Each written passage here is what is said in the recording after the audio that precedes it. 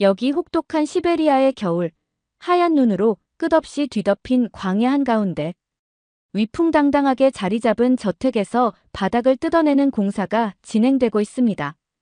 이 놀라운 모습에 마을 사람들은 경악을 금치 못하고 있는데요. 대체 무슨 일이 벌어진 것인지 지금 바로 사연을 시작해 보겠습니다. 오늘은 러시아에서 온 이반 레브첸코 씨의 사연을 준비했습니다. 그럼 오늘의 사연 시작합니다. 안녕하세요. 저는 시베리아 북부에 살고 있는 이반 레브첸코입니다. 저는 시베리아 북부에 자리 잡은 거대한 저택에서 지내고 있습니다. 러시아의 겨울은 흔히 자연이 빚은 가장 혹독한 시험이라 불립니다.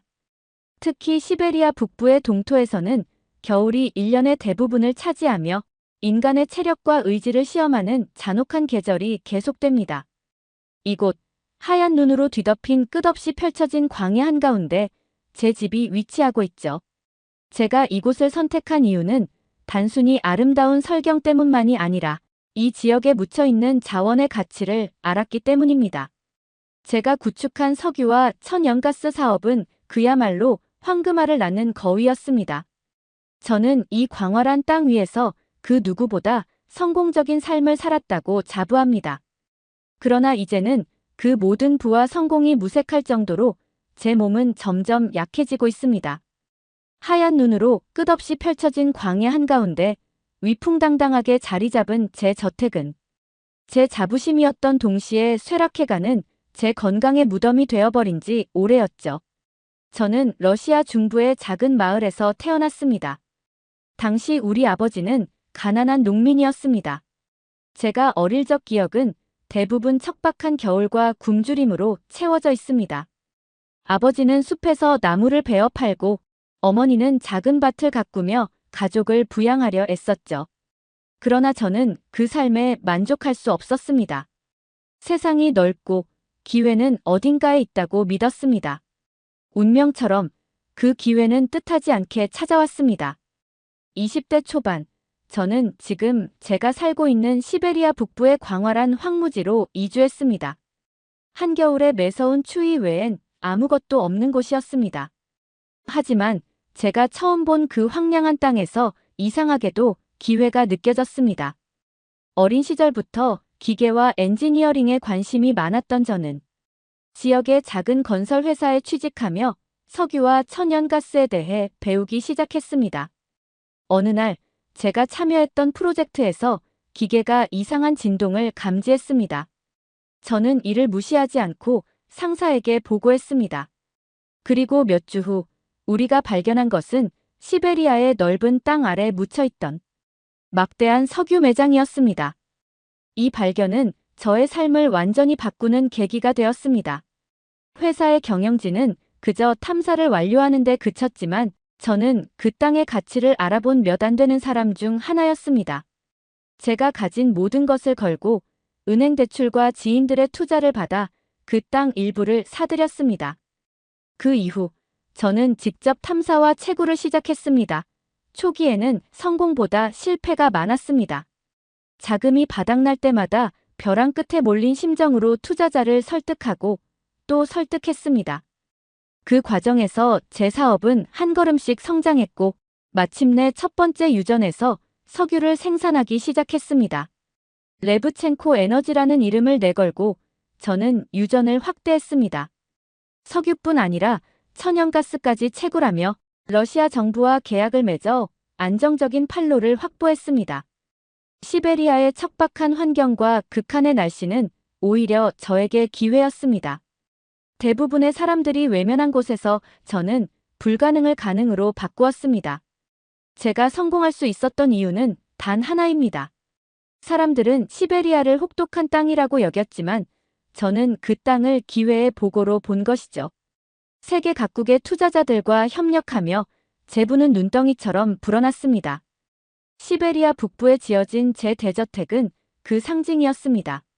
제 저택은 제가 축적한 부와 권력을 상징하듯 대리석 바닥과 금빛 장식으로 장엄하게 꾸며졌죠. 저택은 기술적으로도 당대 최고를 자랑했습니다. 최첨단 보안 시스템, 이탈리아에서 공수한 대리석, 프랑스 장인이 만든 샹들리에까지. 저의 성공을 드러내는 모든 것이 그곳에 있었습니다.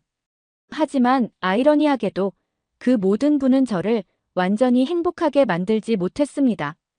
50대에 접어들며 제 몸은 점차 약해졌습니다.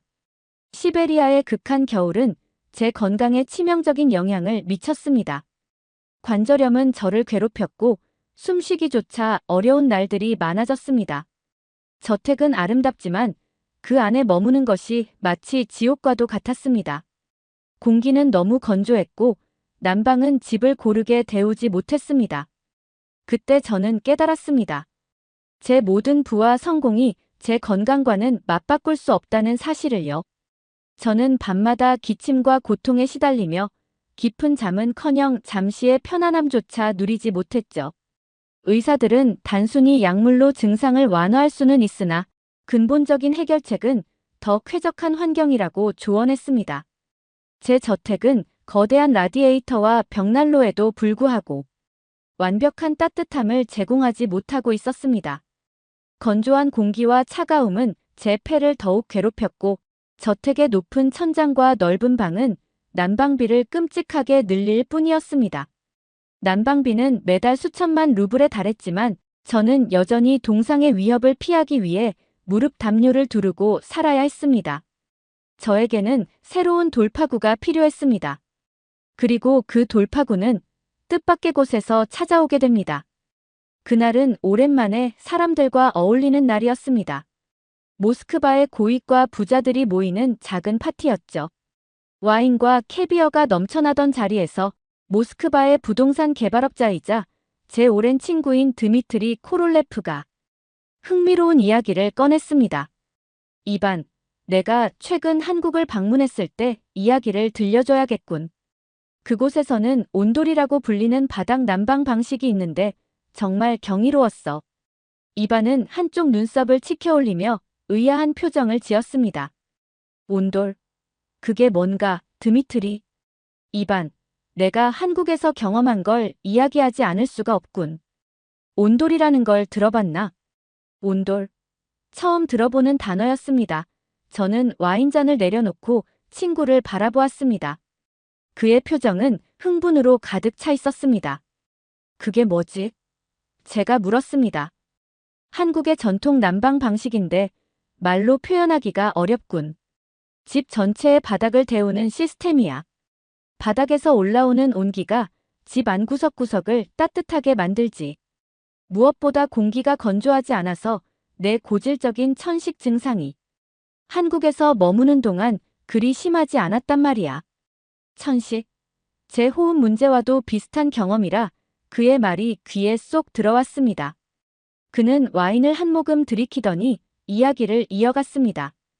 이반, 내 방이 얼마나 따뜻했는지 알아? 발을 땅에 딛고 있는데 마치 두꺼운 담요 속에 발을 묻는 듯 했어.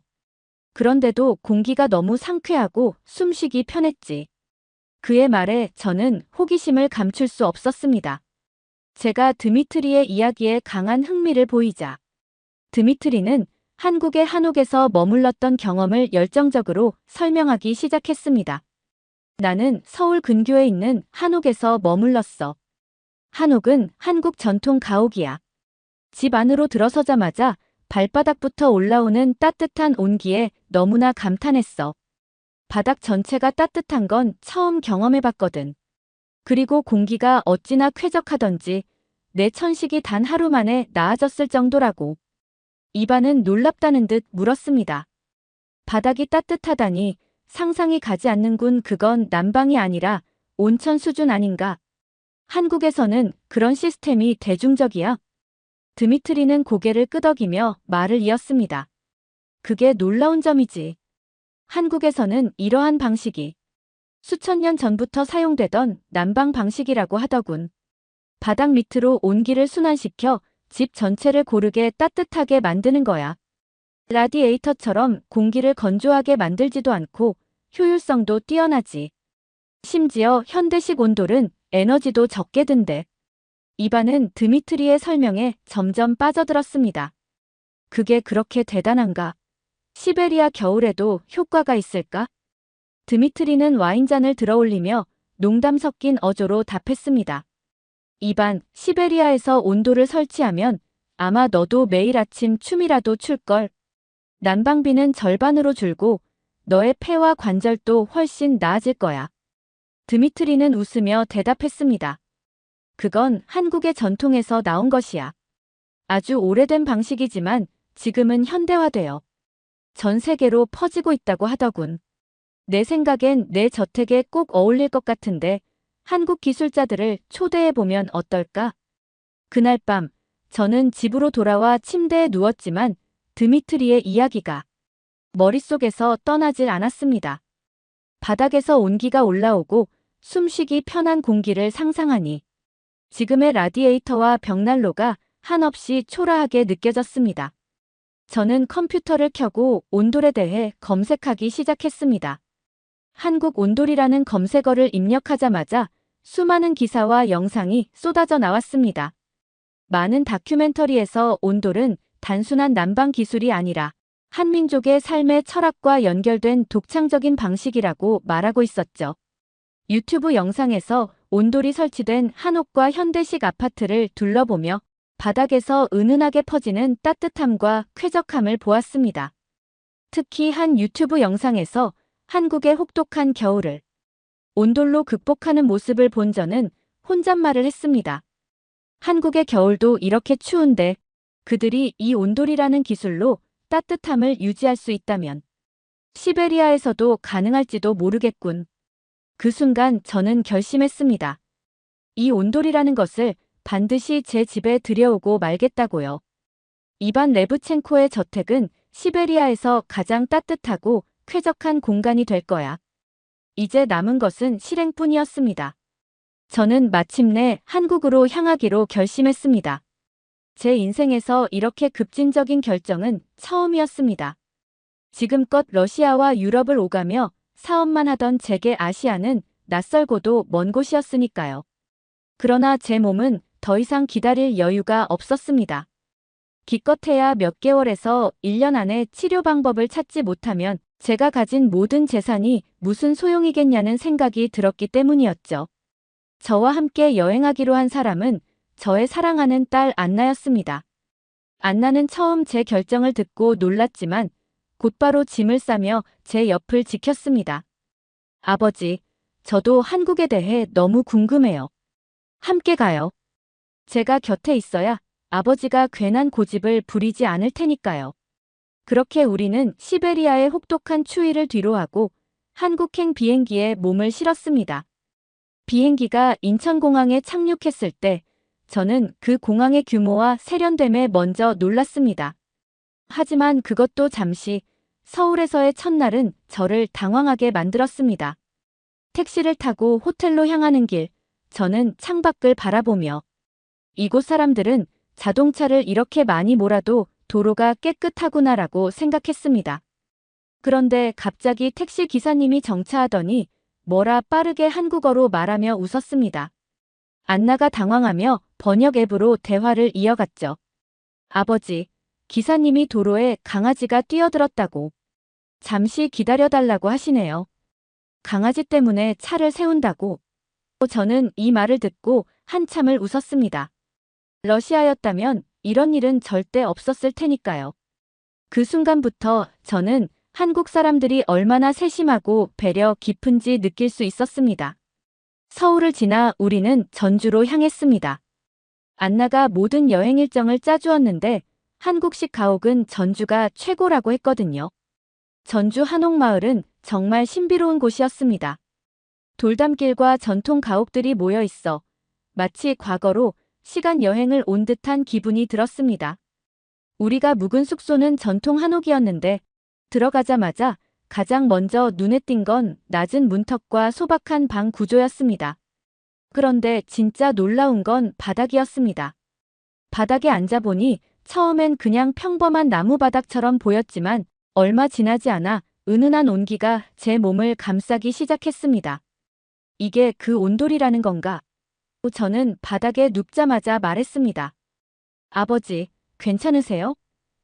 안나가 걱정스러운 얼굴로 물었지만 저는 대답 대신 바닥을 손으로 쓸며 웃었습니다.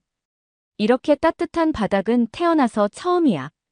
발끝부터 등까지 온몸이 녹아내리는 느낌이야, 안나. 그날 밤, 저는 오랜만에 깊은 잠을 잤습니다. 기침도 관절의 통증도 없었습니다. 아침에 일어났을 때 안나는 저를 보며 눈물을 글썽였습니다. 아버지, 제가 오랜만에 아버지가 이렇게 편안히 주무시는 걸 봤어요.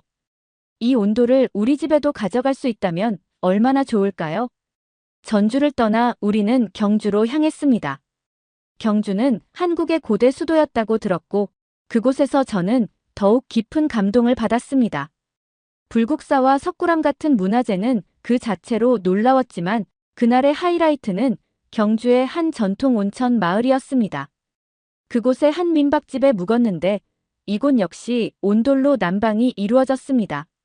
주인은 80세가 넘은 할머니였습니다. 저는 그녀에게 물었습니다. 이 온돌은 몇 살 때부터 사용하셨습니까? 그녀는 웃으며 말했습니다. 이건 제 어머니가 살던 시절부터 있던 거예요. 이 집은 온돌 덕분에 겨울에도 따뜻했답니다. 그날 저녁 안나와 저는 할머니가 손수 준비해 주신 한식을 먹으며 한국 전통 가옥의 매력을 온몸으로 느꼈습니다. 특히 바닥에서 느껴지는 따뜻함은 방금 나온 된장찌개보다도 더 깊은 만족감을 주었습니다. 마지막으로 서울의 현대식 아파트를 체험했습니다. 이곳은 안나가 에어비앤비로 예약한 강남의 초고급 아파트 숙소였어요. 전통 온돌과는 또 다른 매력이 있었습니다. 아파트 바닥 전체에 깔린 온수배관 덕분에 방 구석구석이 동일한 온도로 따뜻했습니다. 이건 그냥 기술이 아니라 혁신 그 자체로군. 저는 말했습니다. 심지어 건조하지 않은 실내 공기가 제가 느껴본 난방 방식과는 차원이 다르다는 생각이 들었습니다. 안나는 웃으며 말했습니다. 아버지, 이건 정말 우리 시베리아 집에도 필요해요. 우리 집에 설치하면 아버지 건강이 훨씬 좋아질 거예요. 그 순간 저는 결심했습니다. 그래, 시베리아의 저택에 이 온돌을 설치하자. 그리고 그 온돌로 시베리아 겨울을 이겨보자꾸나. 저는 한국 여행을 마치고 돌아오자마자 저택의 관리팀을 불러 모았습니다. 그들에게 제 결심을 말하는 순간 회의실은 어수선한 분위기로 가득 찼습니다. 러시아의 혹한에 한국의 온돌을 설치하겠다고요? 최고 엔지니어인 블라디미르가 의아한 표정으로 되물었습니다. 그건 한국의 문화적 산물이잖아요.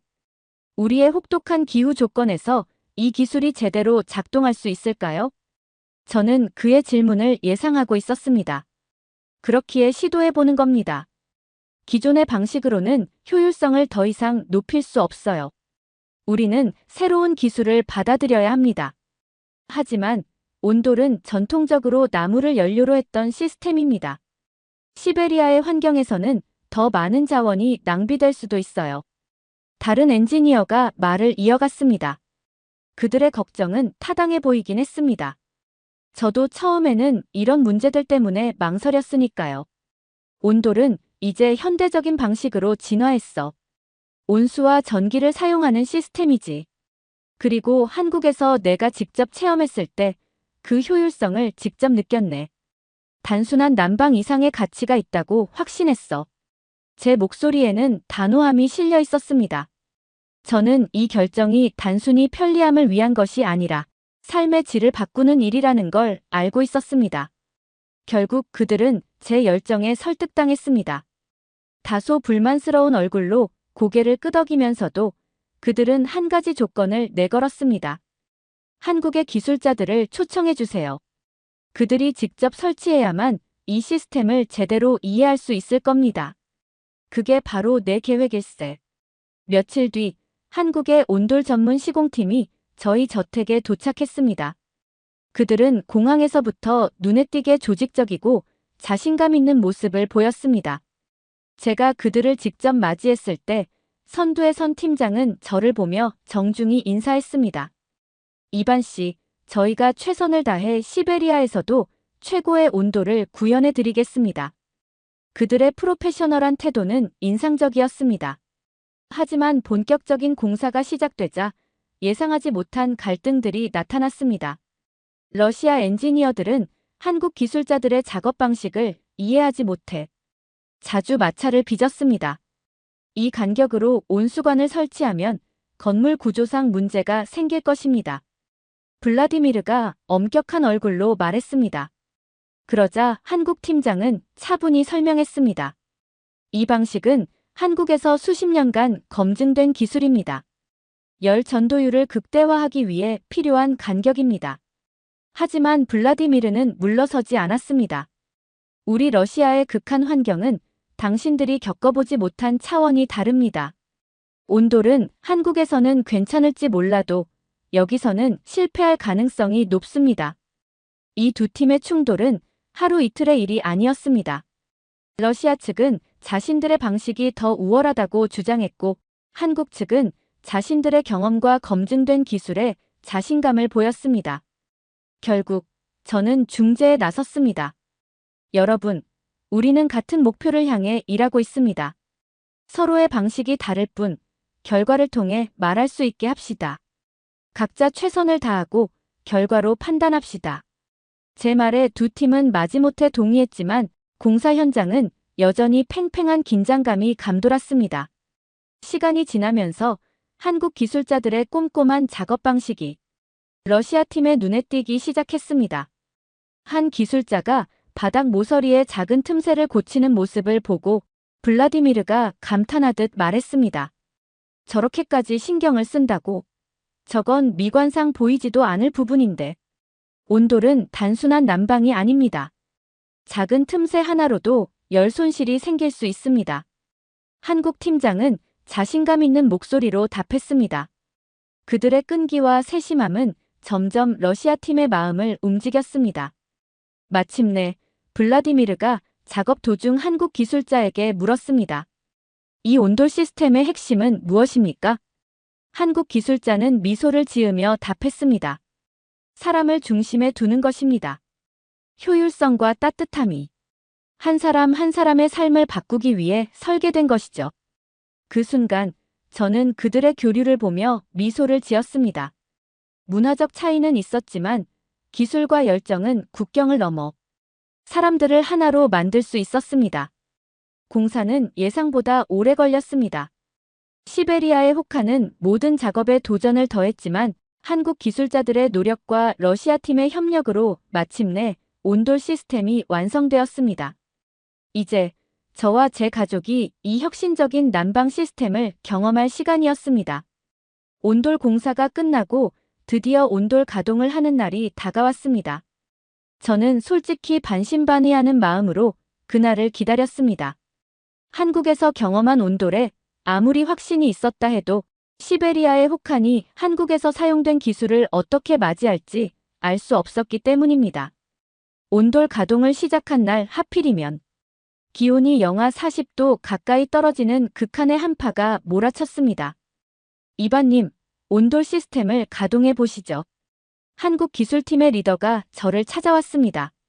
그는 한 달 넘게 시베리아에 머물며 공사를 감독했고 그의 얼굴에는 자신감이 묻어나 있었습니다. 온돌 시스템의 스위치를 켜는 순간 저는 긴장감이 감돌았습니다. 거대한 저택 전체에 온기가 골고루 퍼질 수 있을까? 기존의 라디에이터와 벽난로는 항상 구석진 곳을 데우지 못했으니까요. 하지만 몇 시간이 채 지나지 않아 집안 공기가 눈에 띄게 변하기 시작했습니다. 바닥에서 올라오는 따뜻함이 발끝부터 온몸을 감쌌습니다. 방 안 공기는 건조하지 않았고 따뜻하면서도 쾌적했습니다. 저는 한 걸음 한 걸음 바닥을 걸어보며 묘한 감동을 느꼈습니다. 이튿날 아침, 저는 무심코 침대에서 일어나다가 갑자기 깨달았습니다. 늘 아침마다 저를 괴롭히던 무릎 관절의 통증이 눈에 띄게 줄어들어 있었습니다. 마치 한국 여행에서 느꼈던 따스함을 그대로 시베리아로 가져온 느낌이었습니다. 추운 날씨 탓에 관절이 뻣뻣해지곤 했는데 그날은 발을 땅에 디딜 때마다 느껴지는 온기가 마치 관절을 부드럽게 감싸는 듯한 느낌을 주었습니다. 저희 집의 하인들도 이 변화에 놀라움을 감추지 못했습니다. 특히 늘 창문과 벽난로를 청소하느라 고생했던 집사 니콜라이가 가장 열성적으로 온돌을 칭찬했습니다. 이바님, 이 온돌이라는 기술은 대단합니다. 이제는 벽난로의 재를 치울 필요도 없고 온기가 온 집안에 고르게 퍼지니 저희도 훨씬 편안해졌습니다. 그의 얼굴에는 진심 어린 감사의 표정이 드러나 있었습니다. 요리사 타티아나도 온돌 덕분에 부엌이 더 따뜻해졌다며 기뻐했습니다. 이제 요리를 하다가도 손이 얼지 않을 정도로 따뜻하니 얼마나 좋은지 모릅니다. 온돌 덕분에 시베리아에서도 한국 음식을 만들어 볼까 생각 중이에요. 온돌이 가동된 첫날 밤, 저는 가족들과 함께 거실에 모여 있었습니다. 바닥에 러시아 전통 카펫을 깔아둔 채 다들 따뜻한 바닥 위에 앉아 대화를 나누었습니다. 그 장면은 전형적인 러시아 겨울의 풍경과는 달랐습니다. 러시아에서는 추운 날씨 때문에 모두가 벽난로 옆에 몰려 앉는 것이 보통인데 이제는 집안 곳곳이 골고루 따뜻해져 그럴 필요가 없었습니다. 안나는 바닥에 앉아 책을 읽고 있었고 저는 그 모습을 보며 잠시 생각에 잠겼습니다. 한국에서 처음 온돌을 경험했을 때 느꼈던 그 감동이 다시금 떠올랐습니다. 이 온돌이라는 기술이 단순히 따뜻한 바닥만을 의미하는 것이 아니었구나. 며칠 후 저는 한국의 온돌 설치팀과 대화를 나누며 고마움을 전했습니다. 이 기술은 단순히 난방을 넘어 사람들의 삶을 변화시키는 힘을 가지고 있습니다. 제가 한국에서 배운 것은 기술의 차원을 넘어선 것입니다. 한국팀 리더는 겸손하게 웃으며 답했습니다. 온돌은 한국의 문화입니다. 기술도 중요하지만 그 안에 담긴 철학이 사람들을 더 따뜻하게 만드는 것 같습니다. 그의 말에 깊이 공감한 저는 그날 밤 가족들에게 이야기했습니다. 우리 집이 이렇게 변할 수 있었다는 것은 한국이라는 나라와 그들의 지혜 덕분이다. 이제 우리도 그 감사함을 표현할 방법을 찾아야겠구나. 온돌을 도입한 후 제 삶은 단순히 더 따뜻해진 것만으로 끝나지 않았습니다. 이 경험은 제 삶의 철학을 바꾸는 계기가 되었습니다. 시베리아의 혹독한 겨울도 더 이상 두렵지 않았습니다. 그리고 저는 이제 온돌을 통해 느낀 따뜻함을 더 많은 사람들과 나누고 싶다는 열망을 품게 되었습니다. 러시아 겨울은 길고도 매섭습니다. 하지만 이제 제 저택은 따뜻한 온기로 가득 차 있었고 제 인생은 온돌 덕분에 새로운 방향으로 흘러가기 시작했습니다. 온돌이 단순히 저의 건강을 회복시키는 데 그치지 않고 제 삶을 더욱 풍요롭게 만들었기 때문입니다. 그 경험을 혼자만 간직하기엔 너무도 값지다고 느낀 저는 이 온돌의 따뜻함과 한국 문화를 다른 이들과도 나누고 싶다는 결심을 하게 되었습니다. 어느 추운 겨울날 아침, 딸 안나와 함께 거실에 앉아 차를 마시며 이야기를 나누고 있었습니다. 아빠, 온돌 덕분에 우리가 이렇게 따뜻하고 건강하게 지낼 수 있는 건 정말 행운이에요. 그런데 이걸 다른 사람들도 알게 된다면 어떨까요? 그 말에 저는 고개를 끄덕이며 대답했습니다. 맞아, 안나. 온돌은 단순히 집을 데우는 기술이 아니라 인간의 삶을 풍요롭게 만드는 철학이야. 우리 친구들과 이웃들에게 이 따뜻함을 소개해야겠구나. 그렇게 시작된 것이 바로 한국의 겨울이라는 주제로 열리는 연례 파티였습니다. 저는 파티를 통해 온돌뿐만 아니라 한식, 한복, 그리고 한국 전통 차 문화를 함께 소개하기로 했습니다. 파티 준비는 간단하지 않았습니다. 러시아에서 한국 문화를 제대로 소개하려면 많은 것이 필요했기 때문입니다. 먼저 저는 모스크바에 있는 한국문화원을 방문해 도움을 요청했습니다. 이반 레브첸코입니다. 한국의 온돌과 문화를 소개하는 파티를 열고 싶습니다. 저희를 도와주실 수 있을까요? 문화원 직원들은 저의 열정에 감동했고 다양한 자료와 지원을 아끼지 않겠다고 약속했습니다. 안나는 직접 한국 음식 준비에 도전하겠다며 인터넷에서 요리법을 찾아 연습하기 시작했습니다. 그녀는 김밥과 불고기, 잡채를 만들며 주방에서 시간을 보냈습니다. 아빠, 김밥을 말기가 이렇게 어려운 줄 몰랐어요. 그런데 한번 성공하니까 너무 재미있어요. 그녀의 얼굴은 김밥 말기 실패로 생긴 밥알로 엉망이었지만 저는 그런 모습조차 사랑스럽게 느껴졌습니다. 안나는 한국에 대한 애정으로 그 어느 때보다 열심히 파티를 준비했습니다. 이렇게 열심히 공부했으면 하버드에 갔겠구나라는 생각이 들 정도였죠. 드디어 파티 당일이 되었습니다.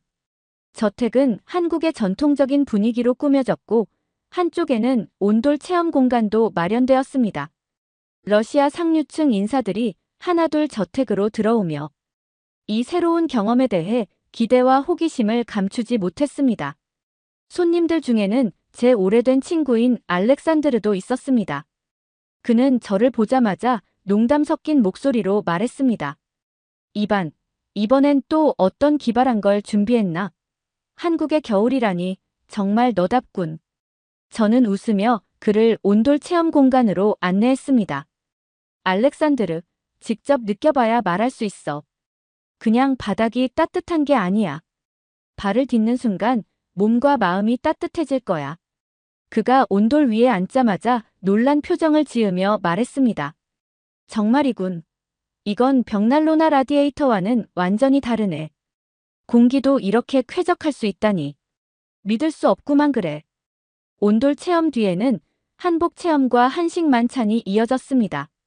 안나가 준비한 음식들은 손님들에게 큰 호응을 얻었습니다. 특히 불고기와 잡채는 대부분의 손님들이 접해보지 못했던 맛이었기에 더욱 화제가 되었습니다. 이건 정말 맛있군요. 고기가 이렇게 부드럽고 달콤하다니. 그리고 이면 요리는 뭐라고 하셨죠? 잡채라고 해요. 고기와 채소, 그리고 당면을 간장으로 볶아서 만드는 한국의 전통 요리죠. 또한 한복을 입어본 손님들은 그 우아함에 감탄했습니다. 한복 체험을 마친 후 손님들은 서로의 모습을 칭찬하며 웃음꽃을 피웠습니다. 파티가 끝날 무렵 저는 손님들을 거실로 초대해 온돌 위에서 차를 나누며 이야기를 나눴습니다.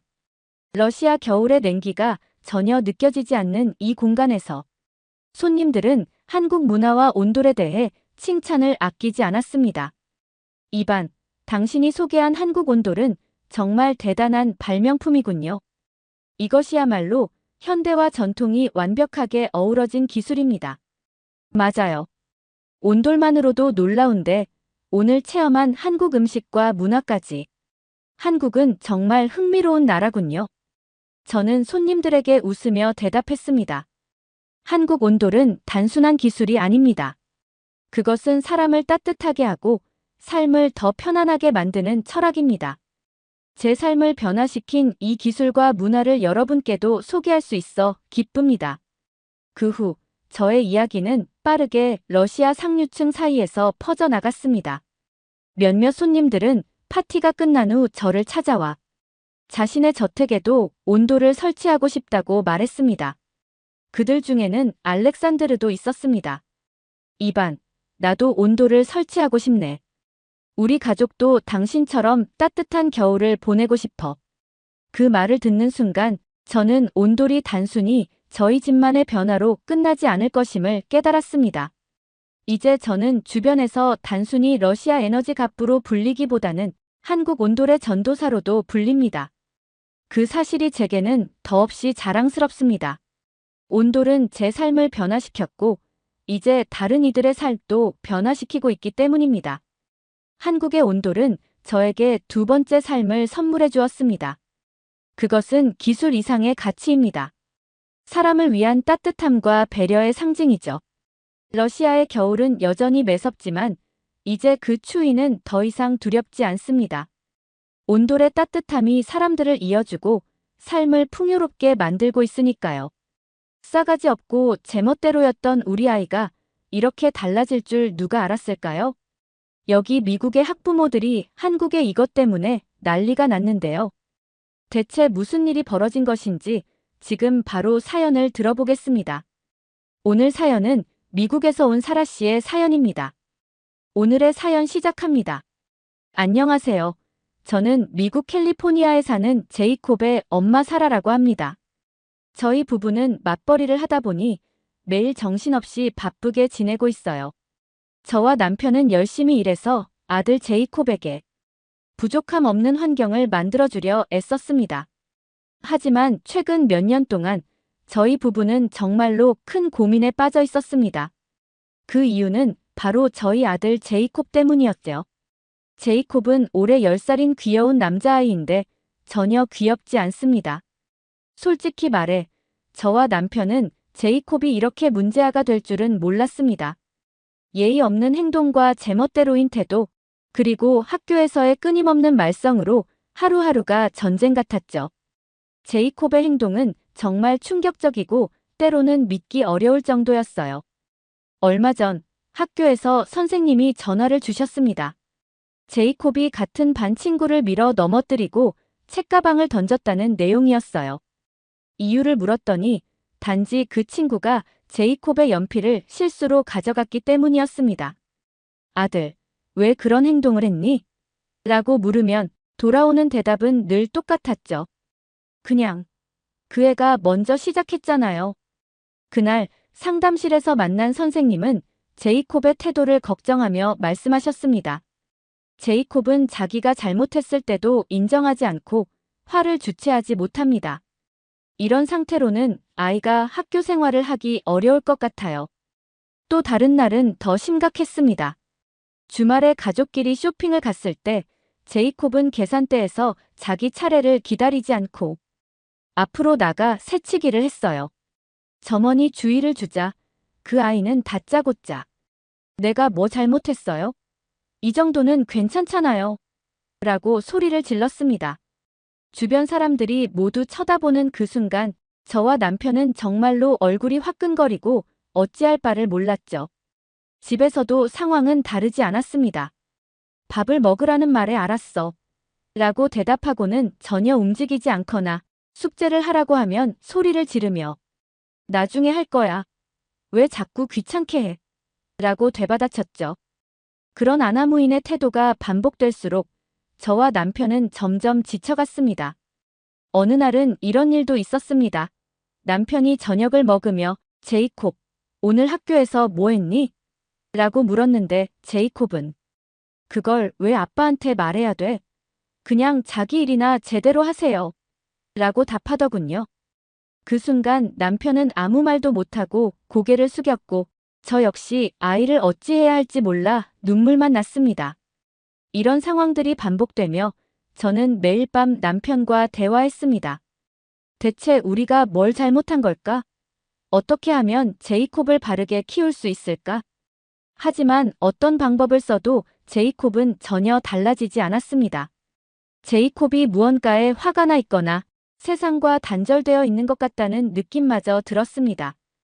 그러던 어느 날 플로리다에 사는 제 친구가 저에게 놀라운 이야기를 들려주었습니다. 그녀의 아이 역시 제이콥과 비슷한 문제를 겪었지만 한국 태권도를 배우면서 완전히 달라졌다는 것이었어요.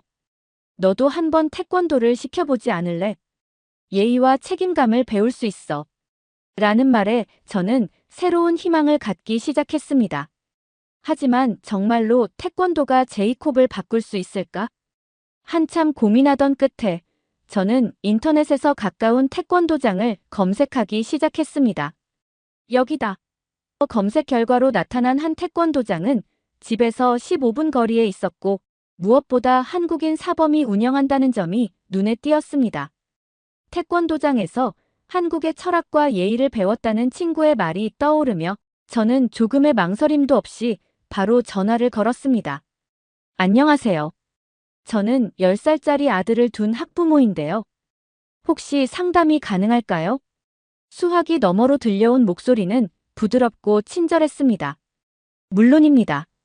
오늘 오후 시간에 방문하시면 제가 직접 상담해 드리겠습니다. 그날 오후, 저는 설레는 마음으로 태권도장을 찾았습니다. 도장 앞에 걸린 태극기, 그리고 한쪽 벽에 큼지막하게 새겨진 태권도 정신이라는 문구가 눈에 들어왔습니다. 문을 열자마자 들려온 것은 학생들이 하나, 둘, 셋, 하며 외치는 구령 소리였습니다. 강렬한 에너지가 공간을 가득 채우고 있었습니다. 그렇게 저는 아이에게 기적 같은 변화가 일어날 수 있을지 기대 반, 저는 걱정 반으로 태권도장에 발을 들이게 되었습니다. 기다리던 저는 곧 한 남자가 다가오는 것을 보았습니다. 그는 깔끔한 흰색 도복을 입고 있었고 굳건하면서도 온화한 미소를 띠고 있었습니다. 안녕하세요. 저는 이 도장을 운영하는 김사범입니다. 어머니라고 부르면 될까요? 네, 저는 제이콥의 엄마입니다. 사실 제 아들 때문에 너무 걱정이 많아요. 김사범은 자리에 앉으며 손짓으로 저를 편안히 맞아주었습니다. 걱정하지 마세요. 제가 도울 수 있는 일이 있다면 최선을 다하겠습니다. 아이에 대해 자세히 말씀해 주시겠어요? 저는 제이콥의 행동과 태도에 대해 솔직히 털어놓았습니다. 학교에서 친구들과 싸움을 벌이고 집에서는 부모 말을 듣지 않으며 기본적인 예의조차 갖추지 않는 문제까지 상세히 이야기했습니다. 말하는 내내 목이 메었지만 김사범은 차분히 제 이야기를 들으며 고개를 끄덕였습니다. 어머니, 태권도는 단순히 몸을 움직이는 운동이 아닙니다. 태권도는 예의와 절제, 그리고 존중을 가르치는데 중점을 둡니다. 저희 도장에서는 아이들에게 기술을 가르치기 전에 사람이 되는 법을 먼저 가르칩니다. 특히 인사, 존중, 책임감 같은 기본적인 가치를 훈련의 일부로 삼고 있습니다. 그 말에 저는 마음 한구석에서 희망이 피어오르는 것을 느꼈습니다. 정말 그럴 수 있을까요? 제 아들이 그렇게 달라질 수 있을까요? 김사범은 미소를 지으며 말했습니다. 아이들은 배움의 속도가 어른들이 상상하는 것보다 훨씬 빠릅니다. 중요한 건 어머니의 믿음과 지지가 필요하다는 겁니다. 제이콥이 처음엔 반발할 수도 있지만 태권도를 수련하는 과정 속에서 자신도 모르게 변화를 경험할 겁니다. 김사범은 도장의 시스템을 간단히 설명해 주었습니다. 이곳에서는 아이들이 수업 전에 도장에 들어오며 반드시 사범과 친구들에게 인사를 해야 합니다. 수업 중에는 서로를 돕고 존중하는 법을 배우고요. 수업이 끝나면 다시 감사 인사를 드리는 것으로 하루를 마무리합니다. 매일 반복되는 이런 예의 교육이 아이들을 조금씩 바꾸게 됩니다. 또한 이 도장은 단순히 운동만 하는 곳이 아니라 방과 후 시간을 활용할 수 있도록 프로그램도 운영 중이었습니다. 어머니께서 맞벌이를 하신다고 하셨죠? 저희 도장은 방과 후 아이들이 안전하게 머물며 학습도 할 수 있는 환경을 제공합니다. 많은 미국 학부모님들이 그 부분을 특히 좋아하십니다. 저는 고개를 끄덕이며 감탄했습니다.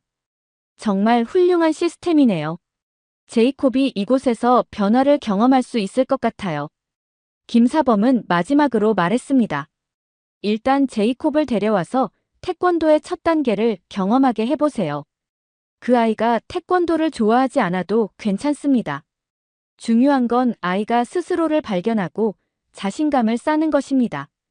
태권도가 그 길을 열어줄 거예요. 저는 그 자리에서 제이콥의 첫 수업을 예약했습니다. 마음속에 가득 찼던 불안감이 조금씩 해소되는 기분이 들었습니다. 도장을 나서며 다시 한번 태극기를 바라보았습니다. 여기가 제이콥의 새로운 시작이 될 수 있을까? 라는 기대감이 제 마음속 깊이 자리 잡았습니다. 집으로 돌아와 인터넷을 통해 태권도에 대한 정보를 찾아보니 정말 놀라웠습니다. 태권도에 대한 미국 학부모들의 신뢰와 만족이 이렇게 높을 줄은 상상도 못했거든요. 태권도가 아이를 완전히 바꿔놓았다는 이야기가 곳곳에서 보였어요. 한 학부모는 이렇게 썼더라고요. 우리 아이는 원래 친구들과 어울리는 걸 어려워했어요. 그런데 태권도를 배우고 나서부터는 친구들을 배려하고 자기 의견을 당당히 표현할 줄 아는 아이로 바뀌었어요. 이 이야기를 읽으면서 저도 제이콥이 그렇게 변할 수 있기를 간절히 바랐습니다. 또 다른 글에서는 태권도의 예의 교육에 대한 이야기가 나왔습니다. 태권도를 시작하고 나서부터 아이가 집에서 먼저 인사를 하기 시작했어요. 예전에는 숙제를 하라고 잔소리를 해야 했지만 이제는 스스로 책상에 앉아 공부를 합니다. 태권도가 아이의 삶의 태도를 바꿨습니다. 가장 인상적이었던 건 태권도가 단순한 운동 이상의 역할을 한다는 이야기였습니다. 태권도는 기술뿐 아니라 인내와 절제를 가르쳐 줍니다. 아이가 감정을 다스리는 법을 배운 덕분에 가족 간의 갈등도 줄어들었어요.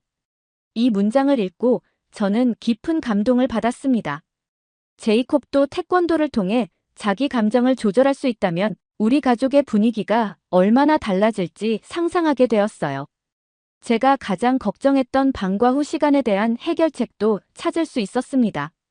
맞벌이 부부인 우리에게 태권도장은 천국 같은 존재였습니다.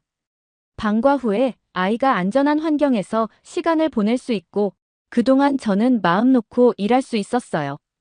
태권도에 대한 글들을 읽으며 저는 태권도가 제이콥을 위해 완벽한 선택이라는 확신이 들었습니다. 인터넷에서 본 수많은 사례들은 저에게 큰 용기를 줬습니다. 우리 아들도 변할 수 있다는 믿음이 생겼어요. 그리고 마침내 결심했습니다. 제가 할 수 있는 모든 걸 해서라도 제이콥에게 태권도를 경험하게 해주겠다고요. 제이콥을 설득하는 과정은 쉽지 않았어요. 태권도를 배우러 가자는 말에 완강히 거부했죠. 정말 사정사정을 했고 용돈을 올려주겠다는 회유 끝에 태권도장에 데려갈 수 있었어요. 드디어 태권도장에서 제이콥의 첫 수업이 시작되는 첫날, 아침부터 마음이 조마조마했어요. 제이콥이 잘 적응할 수 있을까? 또 중간에 뭘 하기 싫다고 소리를 지르진 않을까? 온갖 걱정이 머릿속을 떠나지 않았죠. 수업 시간이 다가오자 제이콥과 함께 태권도장으로 향했습니다. 도장에 도착하자마자 사범님이 문 앞에서 기다리고 계셨습니다. 사범님은 제이콥을 따뜻한 미소로 맞으며 말했습니다. 제이콥, 오늘 처음이지만 재미있게 해보자. 준비됐지? 하지만 제이콥은 사범님의 말에 대답도 하지 않고 입술을 삐죽거리며 고개를 돌렸습니다. 제이콥의 태도에 저는 당황했지만 사범님은 차분한 목소리로 말했습니다. 괜찮아.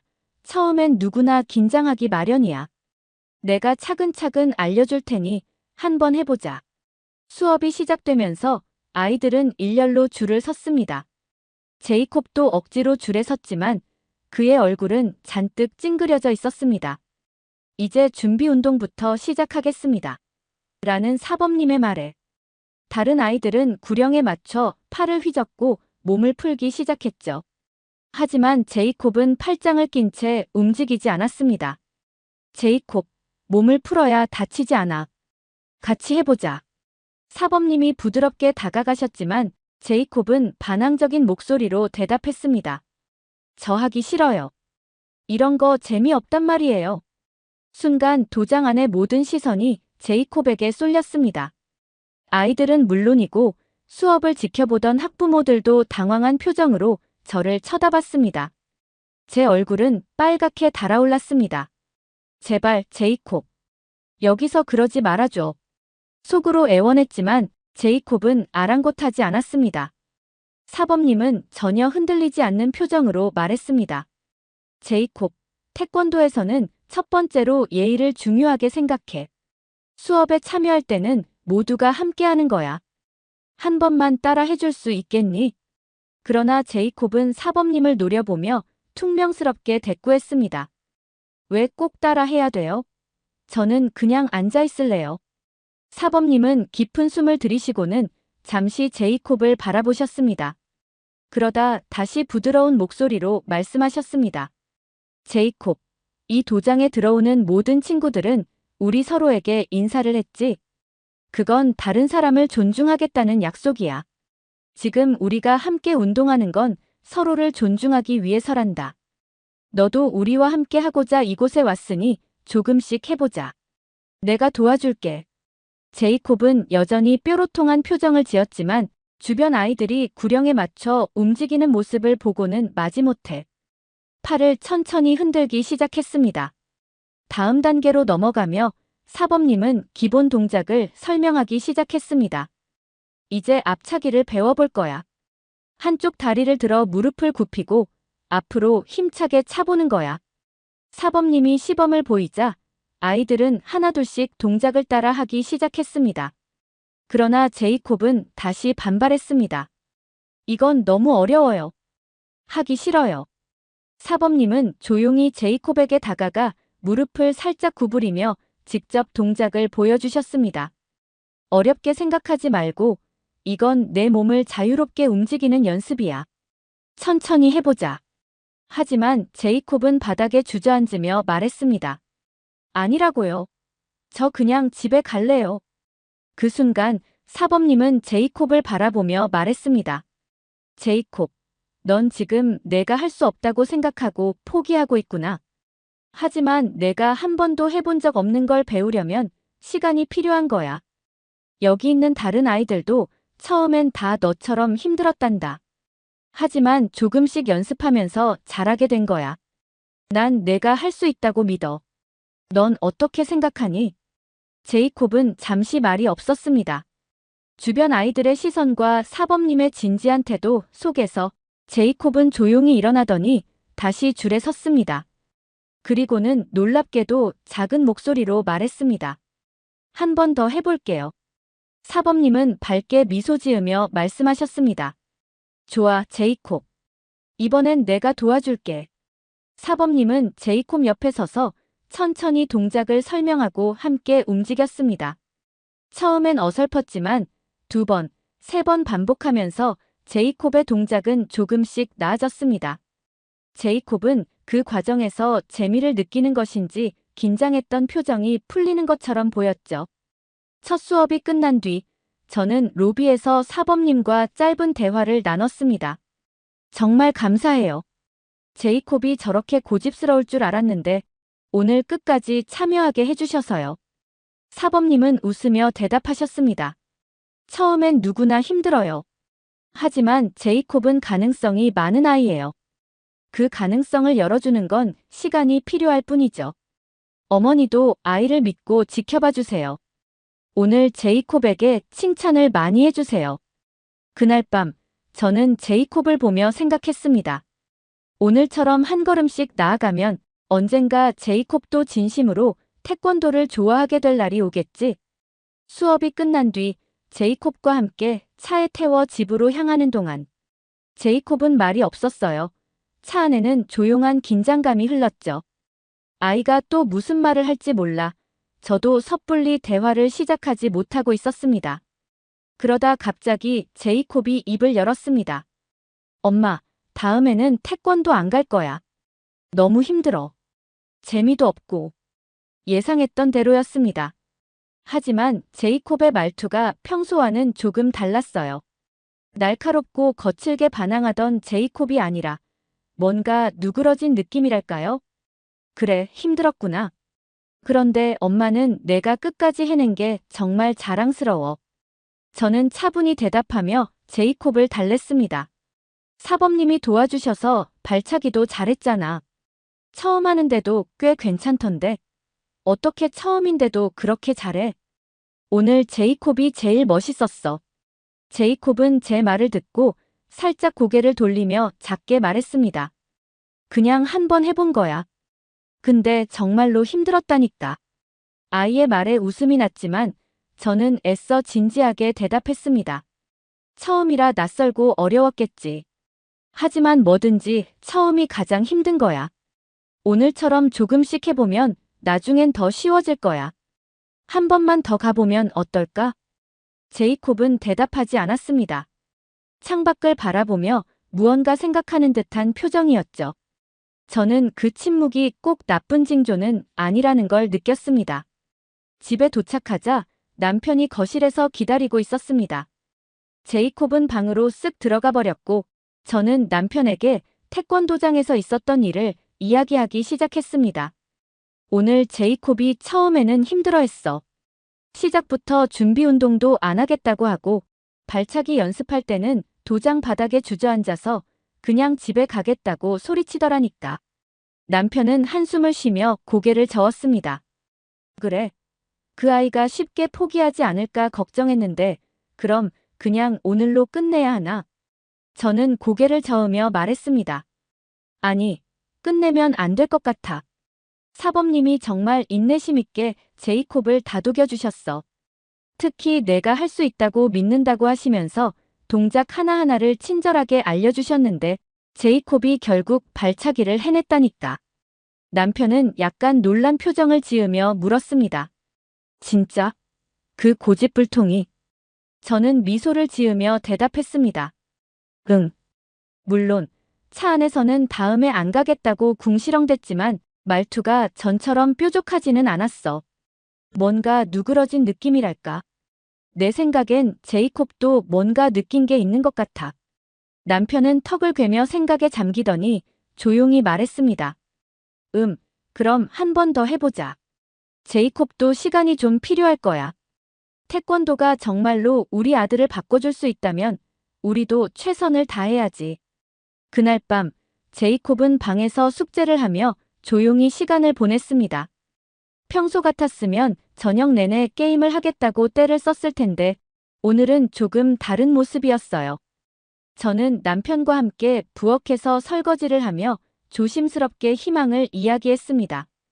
이런 식으로 조금씩 변화를 보일 수 있다면 제이콥도 나아질 수 있을 것 같아. 남편은 저를 바라보며 고개를 끄덕였습니다.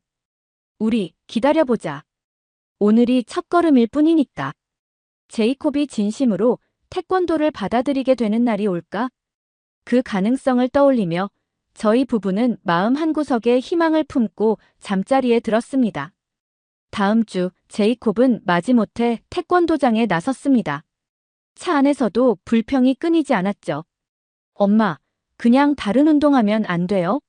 태권도는 너무 지루해요. 저는 최대한 차분한 목소리로 대답했습니다. 제이콥, 엄마도 내가 처음부터 잘하기 어렵다는 거 알아. 하지만 뭔가를 꾸준히 해봐야 재미를 느낄 수 있는 거야. 오늘 한 번 더 해보고 얘기하자. 엄마는 지난번에 너가 발차기 하는 모습이 너무 멋졌어. 도장에 도착하자 사범님이 활짝 웃으며 제이콥을 맞아주셨습니다. 제이콥, 어서 와. 오늘은 내가 새로운 기술을 배울 거야. 기대되니? 제이콥은 대답 없이 고개를 돌렸지만 사범님은 개의치 않고 아이들 사이로 제이콥을 이끌었습니다. 수업이 시작되자 제이콥은 첫날과 비슷하게 반항했습니다. 구령에 맞춰 하나, 둘, 을 외치는 다른 아이들과 달리 그는 작은 목소리로 중얼거리며 대충 동작을 흉내냈습니다. 제이콥, 목소리가 너무 작아. 더 크게 외쳐보자. 사범님이 다가가 격려했지만 제이콥은 곧장 대꾸했습니다. 왜 꼭 크게 외쳐야 해요? 이건 그냥 운동이잖아요. 다른 아이들이 시선을 돌렸고 저는 로비에서 지켜보며 손에 땀이 났습니다. 이번에도 도망치려고 하면 어떡하지? 하지만 사범님은 여전히 차분했습니다. 구령을 크게 외치는 건 내 자신과의 약속이야. 몸만 움직이는 게 아니라 마음도 움직이는 거지. 한 번만 더 크게 해보자. 사범님과 다른 친구들이 같이 외쳐줄게. 제이콥은 잠시 망설이더니 억지로라도 목소리를 조금 더 높였습니다. 여전히 마음에 들지 않는 태도였지만 저는 그것조차도 작은 진전이라 생각하며 안도했습니다. 몇 주가 지나면서 제이콥은 조금씩 도장 생활에 적응해 갔습니다. 여전히 훈련 중간중간에는 불평을 늘어놓았지만 기본 동작을 배우는 데 있어 성실한 모습을 보이기 시작했습니다. 하루는 사범님이 아이들에게 구령을 외치는 이유를 설명하셨습니다. 태권도에서는 자신과 상대방을 존중하는 게 중요합니다. 목소리를 내는 건 자신감의 표현이에요. 내가 자신을 믿어야 상대방도 나를 믿게 되지. 그날 제이콥은 드디어 구령을 제대로 외치기 시작했습니다. 하나, 둘. 그의 목소리는 여전히 작았지만 분명 첫날과는 다른 진지함이 느껴졌습니다. 한 달쯤 지난 어느 날 사범님은 제이콥에게 흰띠에서 노란띠로 승급할 수 있는 기회를 주셨습니다.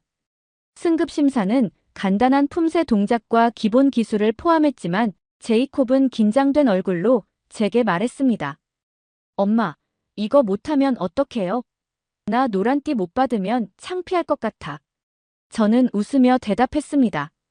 너 스스로 노력했잖아. 잘할 거야. 원래는 3개월이 지나야 승급 심사가 가능한데. 사범님은 내가 준비됐다고 생각하셔서 특별히 기회를 주신 거잖아. 심사날, 제이콥은 다른 아이들 앞에서 품새를 선보였습니다. 여전히 긴장한 기색이 역력했지만 사범님의 구령을 따라 동작을 차근차근 해냈습니다. 결과적으로 그는 노란띠를 받았고 사범님은 제이콥의 어깨를 두드리며 말했습니다. 제이콥, 내가 해냈구나.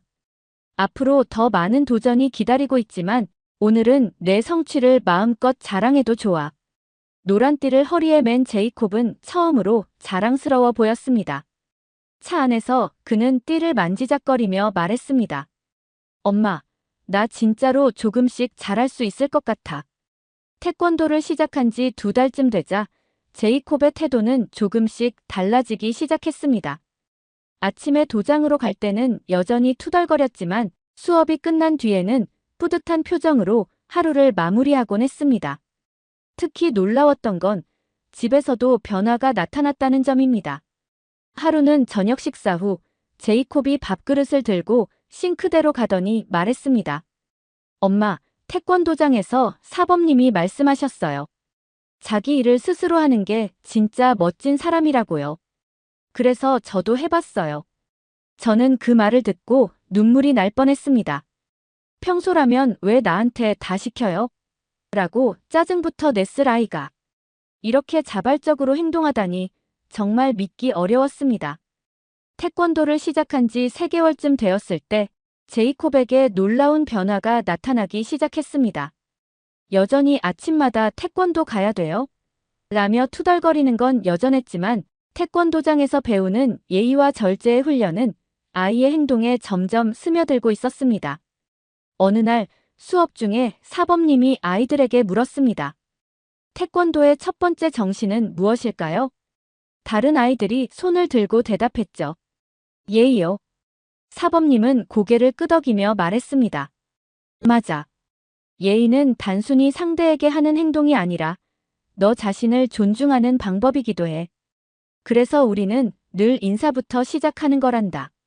그날 저녁 집에 돌아온 제이콥이 저를 보며 처음으로 말했습니다. 엄마, 오늘 도장에서 배운 건 진짜 중요한 것 같아요. 사범님이 그러셨거든요. 내가 다른 사람을 존중하면 다른 사람도 나를 존중하게 된다고요. 그 말을 듣고 저는 깜짝 놀랐습니다. 그동안 저와 남편이 아무리 가르쳐도 들으려 하지 않았던 아이가 스스로 예의를 배우고 깨닫고 있다는 생각에 가슴이 벅찼습니다. 며칠 뒤 제이콥의 학교 선생님으로부터 전화가 왔습니다. 그동안 제이콥의 문제 행동으로 인해 선생님의 전화를 받을 때마다 가슴이 철렁했기에 이번에도 혹시나 하는 마음에 긴장하며 전화를 받았습니다. 제이콥 어머니, 안녕하세요. 안녕하세요, 선생님. 무슨 일이죠?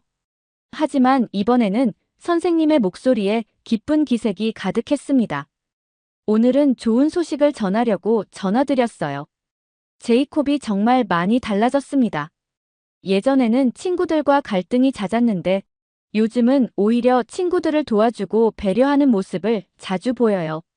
저는 믿기지 않아 물었습니다. 정말인가요? 어떤 일이 있었나요? 선생님은 미소를 띤 목소리로 말씀하셨습니다. 오늘 체육 시간에 한 친구가 달리기를 하다 넘어졌는데 제이콥이 그 친구에게 다가가 손을 잡아 일으켜주고 괜찮냐고 묻더군요. 다른 아이들도 모두 그 모습을 보고 따라했습니다. 솔직히 저는 제이콥이 이렇게 변할 줄 몰랐어요. 도대체 무슨 일이 있었던 거죠? 저는 태권도장에서 배운 것들이 아이를 바꿔놓고 있다는 사실을 깨달으며 눈물이 고였습니다. 태권도를 시작한 게 큰 도움이 된 것 같아요. 아이가 스스로 예의와 절제를 배우고 있어요. 태권도 수업이 반복되면서 제이콥은 자연스럽게 한국 문화에도 관심을 가지기 시작했습니다. 특히 도장에서 사용하는 한국어 구령이 제이콥에게 흥미로웠던 모양입니다. 하루는 저녁 식사 중에 제이콥이 물었습니다. 엄마, 차렷이 무슨 뜻이에요? 저는 얼떨결에 대답했습니다. 그건 바로 서라는 뜻이야. 태권도에서 자세를 바로 잡을 때 쓰는 말이지. 저도 한국어에 대해서는 잘 몰랐지만 그간 제이콥의 태권도 수업을 참관하며 이 단어들에 대해서 찾아본 적이 있었거든요. 제이콥은 고개를 끄덕이며 말했습니다. 그러면 경례는요? 그건 존중을 표현하는 거야. 상대방을 향해 예를 갖추는 거지. 그날 밤 제이콥은 방에서 노트 한 권을 꺼내더니 구령을 적기 시작했습니다.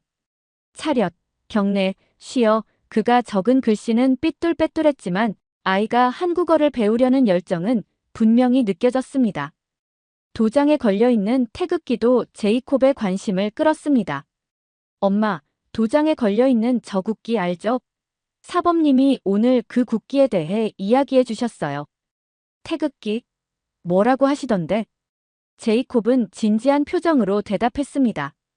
태극기의 가운데 동그라미는 우주를 상징한대요. 그리고 파란색은 차가운 걸, 빨간색은 따뜻한 걸 나타내고요. 그래서 그게 조화를 이룬다는 뜻이래요. 사범님이 한국에서는 조화를 중요하게 생각한다고 하셨어요. 저는 제이콥이 태극기에 담긴 의미를 설명하는 모습을 보며 태권도 기술만이 아니라 한국의 철학과 문화를 배우고 있다는 사실에 감동했습니다. 제이콥은 이제 태권도를 단순히 운동이 아니라 삶의 일부로 받아들이고 있었습니다. 엄마, 나도 태극기처럼 조화를 잘 이루는 사람이 되고 싶어요. 그 말을 들으며 저는 태권도가 제이콥에게 가져다준 변화의 의미를 다시금 깨달았습니다. 제이콥의 변화는 하루아침에 이루어진 것이 아니었습니다. 사범님의 인내와 가르침, 도장에서 반복되는 훈련과 철학이 쌓여 결국 아이를 바꿔놓고 있었던 겁니다. 태권도를 시작한 지 6개월쯤 되었을 때 제이콥은 저와 남편에게 놀라운 모습을 보여주기 시작했습니다. 아이가 태권도를 통해 배운 존중과 예의가 점점 가족에게도 스며들고 있었어요. 어느 날 아침, 저는 부엌에서 바쁜 손길로 아침 식사를 준비하고 있었습니다. 그동안 제이콥은 아침에 눈을 비비며 겨우 일어나거나 가끔은 더 잘래 라고 소리를 지르며 투정을 부리곤 했었죠. 그런데 그날 제이콥은 부엌으로 들어오더니 갑자기 저를 향해 허리를 숙이며 말했습니다. 엄마, 안녕히 주무셨어요. 저는 손에 들고 있던 주걱을 떨어뜨릴 뻔했습니다. 깜짝 놀라서 아이를 바라보며 물었죠. 제이콥, 지금 뭐라고 했니? 제이콥은 조금 쑥스러운 듯 미소를 지으며 말했습니다. 사범님이 그러셨거든요. 아침에는 부모님께 인사하는 게 태권도 정신을 실천하는 거라고요. 그 순간 저는 그간 쌓였던 피로가 눈 녹듯 사라지는 느낌이 들었습니다. 아이가 먼저 인사를 하다니. 그날 아침 제이콥의 한마디 덕분에 온 가족의 하루가 밝게 시작되었어요. 또 다른 날은 주말이었습니다. 남편과 저는 집안일을 나눠 하느라 분주했죠. 그런데 제이콥이 갑자기 다가오더니 말했습니다. 엄마, 제가 방 청소할게요. 그리고 거실도 제가 정리할게요. 솔직히 저는 믿기지 않았습니다. 늘 장난감을 방 곳곳에 널어놓고 청소 좀 하자라는 말에 대답조차 하지 않던 제이콥이 자발적으로 청소를 하겠다고 나섰으니까요. 왜 갑자기 그러는 거야? 제가 물었더니 제이콥은 당당히 대답했습니다. 사범님이 가르쳐 주셨어요. 자기 주변을 깨끗이 정리해야 마음도 정리되고 가족에게도 도움이 된다고요. 그날 제이콥은 자기 방 청소를 끝내고 나서 거실 테이블까지 깨끗이 닦아놓았습니다. 남편은 그런 제이콥을 보며 작은 소리로 말했습니다. 여보, 이 아이가 진짜 우리 아들이 맞는 거야? 어떻게 이렇게 변할 수 있지? 저는 웃으며 대답했습니다. 그게 바로 태권도의 힘인가 봐요. 저녁 식사 준비를 하던 어느 날 제이콥이 부엌으로 들어왔습니다. 저는 늘 그렇듯 바쁜 손길로 요리를 하고 있었는데 제이콥이 갑자기 말했습니다. 엄마, 제가 도와드릴게요. 뭐 하면 돼요? 저는 순간 멍해졌습니다. 요리 중에 방해만 되던 제이콥이 자발적으로 도움을 요청하다니요. 도와주겠다고? 네, 사범님이 부모님 일을 돕는 것도 태권도 정신이라고 하셨어요. 작은 일부터 시작하래요. 저는 그날 제이콥에게 간단한 일을 맡겼습니다. 그럼 이 채소를 씻어서 가져와 줄래? 제이콥은 채소를 씻어오며 진지하게 말했습니다. 엄마, 제가 잘하고 있나요? 다음엔 더 어려운 일도 맡겨주세요. 남편도 그 모습을 보고는 흐뭇한 표정을 감추지 못했습니다. 제이콥, 너 점점 멋있어지는데? 계속 이렇게 하면 진짜 대단한 사람이 되겠어. 몇 주 후 태권도장에서 아이들이 작은 프로젝트를 맡았습니다. 부모님께 감사하는 마음을 표현하라는 과제가 주어진 거였죠.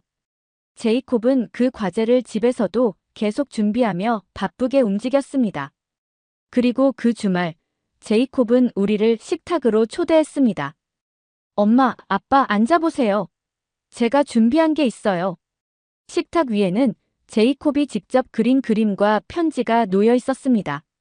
그림 속에는 우리가 함께 웃고 있는 모습이 담겨 있었고, 편지에는 이런 글이 적혀 있었습니다. 엄마, 아빠. 제가 어렸을 때는 말을 잘 안 들어서 미안했어요. 하지만 이제는 엄마 아빠를 존중하고 돕고 싶어요. 태권도에서 배운 걸 실천하면서 더 좋은 사람이 될게요. 사랑해요.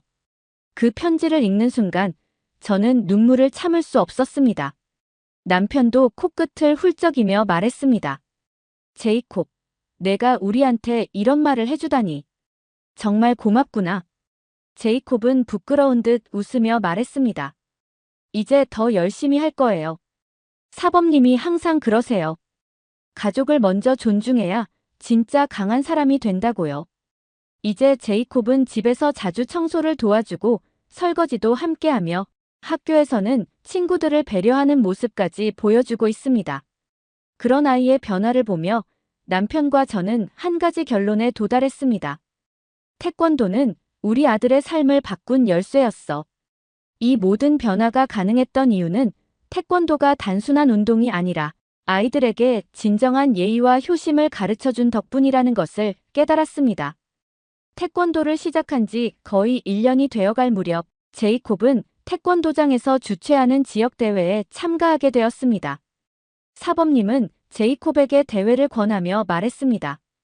제이콥, 이 대회는 내가 그동안 배운 걸 시험해보는 기회야. 잘하든 못하든 상관없어. 중요한 건 도전하는 거야. 처음에는 망설이는 듯하던 제이콥도 점점 의욕을 보이기 시작했습니다. 나 해볼게요. 하지만 잘할 수 있을지는 모르겠어요. 대회를 준비하는 몇 주 동안 제이콥은 매일 도장에서 늦게까지 훈련했습니다. 평소에 연습했던 품새 동작을 반복하고 발차기의 정확도를 높이기 위해 구슬땀을 흘렸죠. 하루는 집에서 품새를 연습하는 제이콥을 보며 남편이 농담을 했습니다. 너 요즘엔 집에서도 태권도 하는구나. 우리 집 거실을 도장으로 만들어버리겠어. 제이콥은 웃으며 대답했습니다. 아빠, 나 이번 대회에서 꼭 잘하고 싶어요. 사범님도 그러셨거든요. 대회는 너 자신과의 싸움이라고요. 그 말을 들으며 남편과 저는 한 가지 확신이 생겼습니다. 제이콥이 단순히 기술을 배우는 것뿐 아니라 스스로를 믿는 법을 배웠다는 사실이었죠. 드디어 대회 날이 되었습니다. 대회장은 긴장감으로 가득 차 있었지만 제이콥은 평소보다 훨씬 침착해 보였습니다. 품새 순서가 다가오자 저는 심장이 두근거렸습니다. 제발 실수하지 않게 해주세요. 속으로 기도하면서 제이콥을 지켜봤습니다. 제이콥이 경기장 중앙에 섰을 때 관객석이 조용해졌습니다. 심판의 구령이 들리자 제이콥은 깊게 숨을 들이쉬고 품새를 시작했습니다. 첫 번째 동작부터 마지막 동작까지 제이콥의 움직임은 정확하고 절도 있었습니다. 구령을 외칠 때마다 제이콥의 목소리는 강렬했고 발차기를 할 때마다 관객석에서 우와 하는 탄성이 터져 나왔습니다. 경기가 끝난 뒤 심판이 점수를 발표하자 관객들이 박수를 보냈습니다. 제이콥은 자신도 믿기지 않는다는 표정으로 제게 달려와 말했습니다. 엄마, 나 했어요. 내가 정말 해냈어요. 제이콥은 그날 대회에서 당당히 1등을 차지했습니다. 트로피를 들고 서 있는 아이의 모습은 더 이상 과거의 반항적이고 날카롭던 제이콥이 아니었습니다. 사범님, 정말 감사합니다. 저한테 이런 기회를 주셔서요. 제이콥이 트로피를 들고 사범님께 고개를 숙이며 인사하는 모습에 저는 눈물이 고였습니다. 대회장에서 집으로 돌아오는 길, 남편이 말했습니다. 제이콥이 이렇게 달라질 줄은 정말 몰랐어. 태권도가 아니었으면 우리 가족은 지금도 계속 걱정 속에서 살고 있었을 거야. 저는 남편의 말을 들으며 고개를 끄덕였습니다. 맞아. 태권도가 우리 가족을 바꿨지. 우리 아들도, 우리도 함께 성장한 것 같아. 차창 밖으로 보이는 하늘은 맑았고 저희 가족의 마음도 그 어느 때보다 가벼웠습니다. 이제 제이콥은 태권도를 통해 자신을 믿고 다른 사람을 존중하며 살아가는 방법을 배운 아이로 성장했습니다. 이 모든 것이 가능했던 건 태권도가 단순한 운동이 아니라 아이의 삶에 새로운 가치를 더해준 덕분이었습니다. 대회에서 우승한 뒤 제이콥은 태권도를 단순한 취미로 넘어서 삶의 목표로 삼기 시작했습니다. 어느 날 저녁 식사 자리에서 제이콥은 조심스레 이야기를 꺼냈습니다. 엄마, 아빠, 저 하고 싶은 게 생겼어요. 저와 남편은 숟가락을 내려놓고 제이콥을 바라봤습니다. 그래, 뭔데? 하고 싶은 게 뭔지 말해봐. 남편이 물었습니다. 제이콥은 잠시 머뭇거리더니 입을 열었습니다. 저 한국에 가고 싶어요. 한국에서 태권도를 더 배우고 싶어요. 그리고 나중에는 태권도를 전 세계에 알리는 사람이 되고 싶어요. 남편과 저는 순간 당황했지만 동시에 가슴이 뭉클했습니다. 그동안 태권도를 통해 자신감을 찾고 예의와 존중을 배운 아이가 이제는 새로운 목표까지 세웠다는 것이 감격스러웠습니다. 한국에 가고 싶다고 제가 묻자 제이콥은 진지하게 고개를 끄덕이며 말했습니다. 네. 사범님이 한국은 태권도의 본고장이라고 하셨어요. 제가 도장에서 배운 건 아주 작은 부분일 뿐이래요. 한국에 가면 더 많은 걸 배울 수 있을 것 같아요. 남편은 웃으며 말했습니다. 우리 아들이 이렇게 진지하게 꿈을 이야기하는 걸 보니 정말 기쁘구나. 하지만 한국 유학은 쉬운 일이 아니야. 내가 준비를 잘해야 할 거야. 제이콥은 단호한 목소리로 대답했습니다. 저 열심히 준비할게요. 한국어도 더 배우고 태권도도 더 잘할 거예요.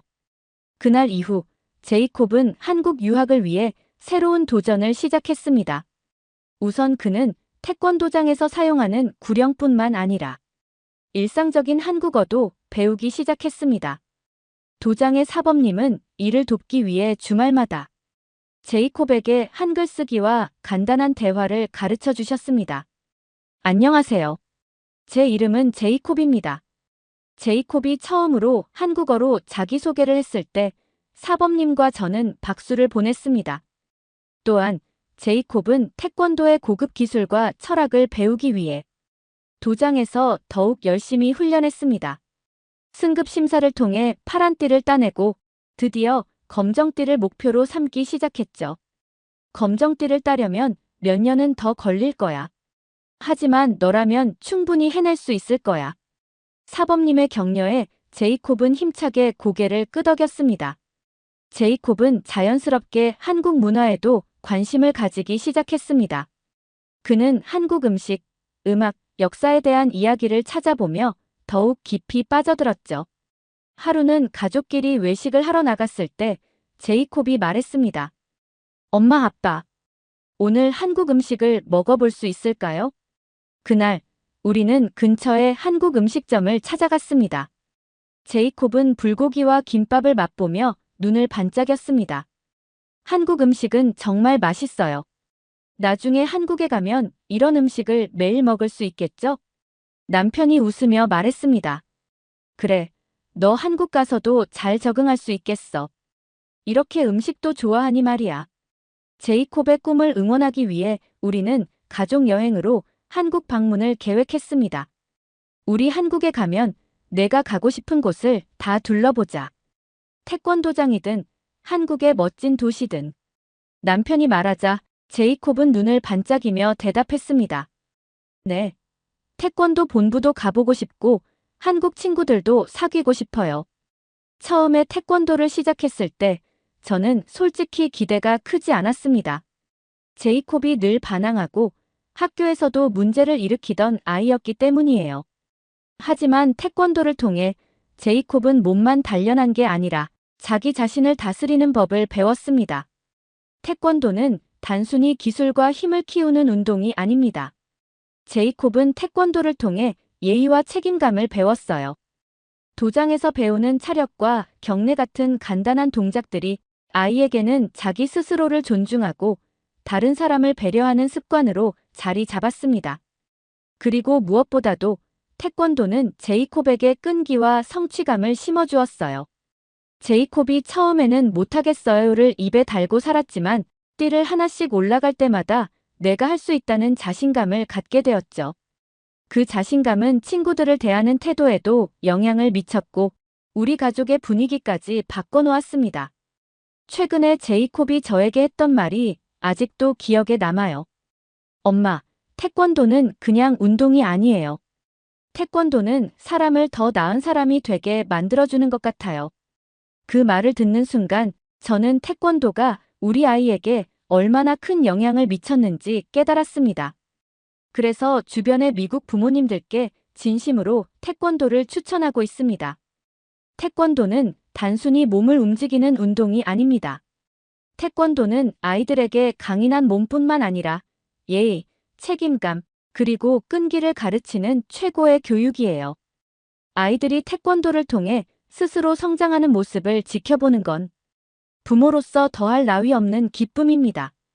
저희 제이콥이 달라질 수 있었다면 여러분의 아이도 분명히 달라질 수 있을 거예요. 오늘 제이콥이 등교하는 길 도복을 입고 우리를 향해 허리를 숙이며 말했습니다.